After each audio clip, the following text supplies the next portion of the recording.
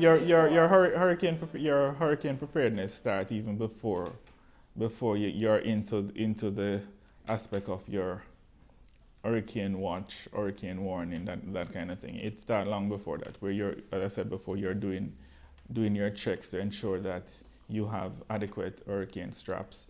You, from a retrofitting standpoint, you look at pruning of your trees.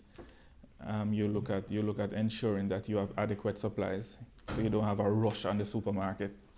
What people normally tend to do, you run on the supermarket when you're hear that we're getting a hurricane, and then you find out you might get there late and there is nothing. Ensure that you have your supplies in hand and you can rotate those supplies. Ensure that you have your medical supplies.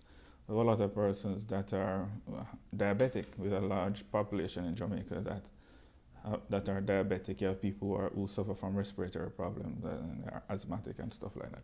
Ensure that you always have those supplies. Ensure that your documents are protected.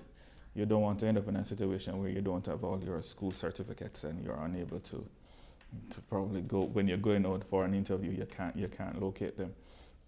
Ensure that you always have adequate fuel in your car. I know fuel is expensive, but ensure that you do have that, because you might have to do some kind of emergency movement after the system. Do your general checks. Ensure that your windows are properly secured, your doors are properly secured. You don't want to have those go.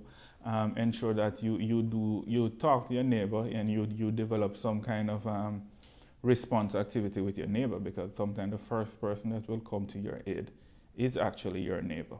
So these are some of the things that people should consider before the system.